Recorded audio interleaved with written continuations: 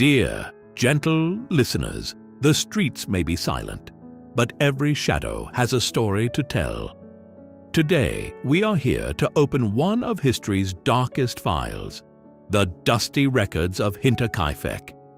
In the freezing cold of Bavaria, we will track the invisible ghost who stole not just the lives, but the very existence of a family.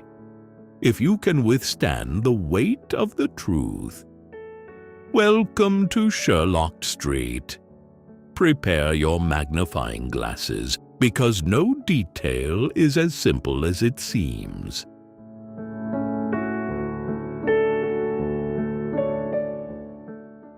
Chapter 1.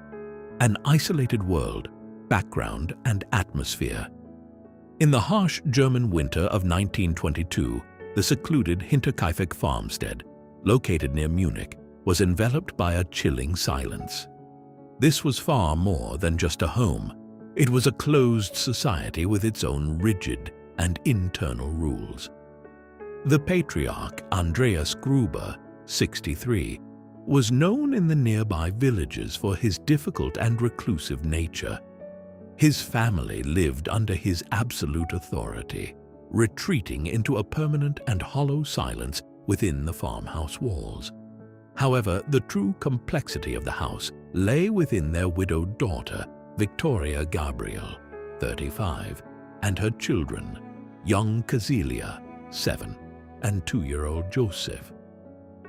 Local whispers spoke of deeply troubling and unconventional dynamics between Andreas and the members of his household. Some rumors even questioned the true lineage of little Joseph, suggesting the family was bound by dark and unspoken secrets.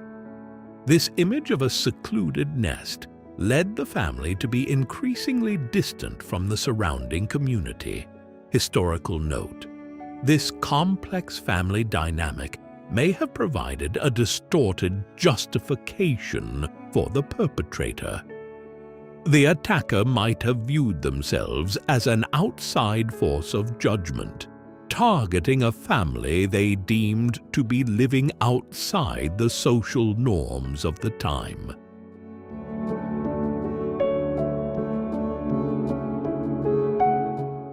Chapter 2. The Footprints of a Ghost. Pre-murder anomalies. 6 months before the murders, the former maid quit her job in tears, claiming the farm was haunted and that someone was living in the attic. The new maid, Maria Baumgartner, arrived on the very day of the murders, March 31st.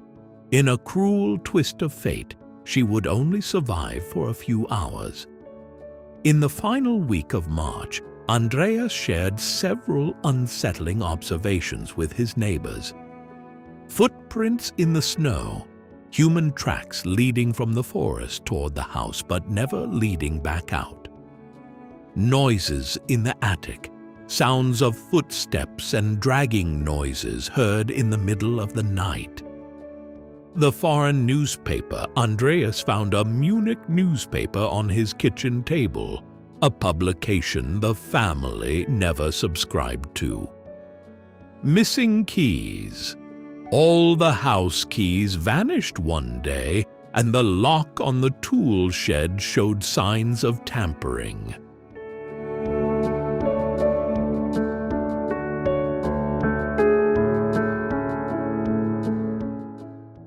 Chapter 3.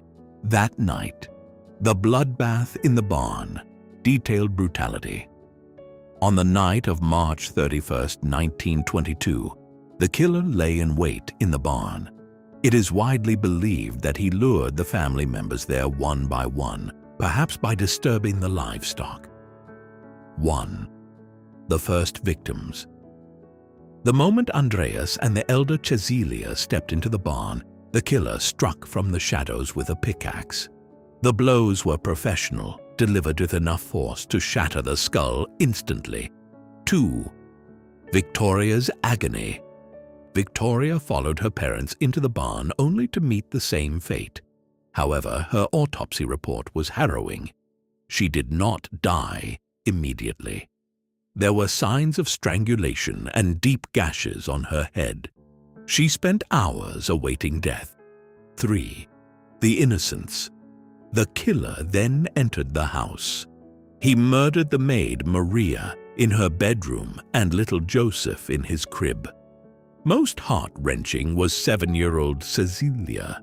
When her body was found, it was clear she had torn out clumps of her own hair in a fit of pure terror and pain.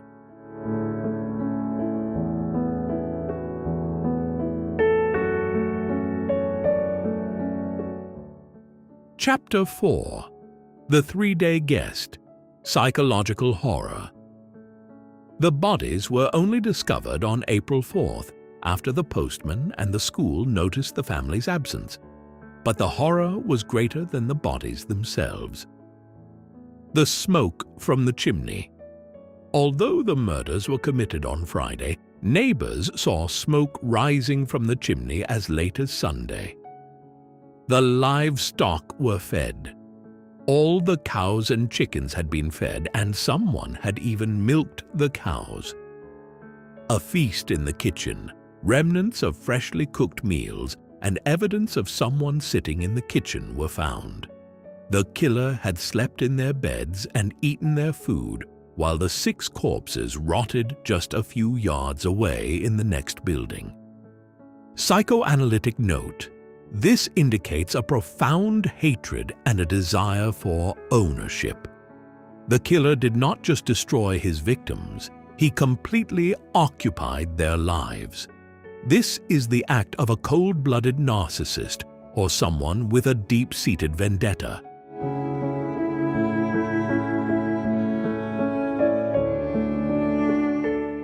Chapter 5. Suspects and the Cold Case. The police interrogated over 100 people, but the case remains unsolved. Here are the strongest theories. 1. Lorenz Schlittenbauer, Victoria's former lover. He was in the group that discovered the bodies and disturbed the crime scene, potentially destroying evidence. Locals believed he acted out of revenge. 2. Carl Gabriel, Victoria's husband, who was reported killed in the war. His body was never recovered. Could he have been a living ghost who returned to find his wife in a scandalous situation? 3. The Violent Stranger. Was it a nomadic soldier from the post-war chaos of Germany, living only to kill?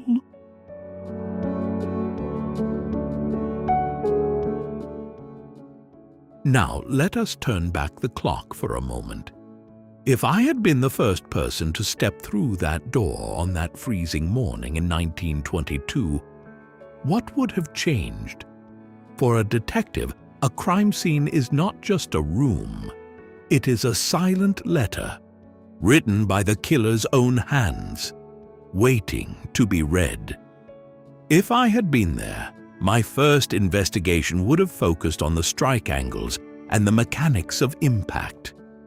By analyzing the entry and exit angles of the pickaxe on the victims, I would have calculated the killer's height, which hand they used, and their physical strength with millimetric precision. This is the most concrete data to narrow down a suspect's physical profile.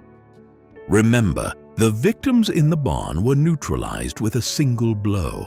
This is not an outburst of rage, but the cold-bloodedness of a professional executioner who knows human anatomy and its weakest points perfectly.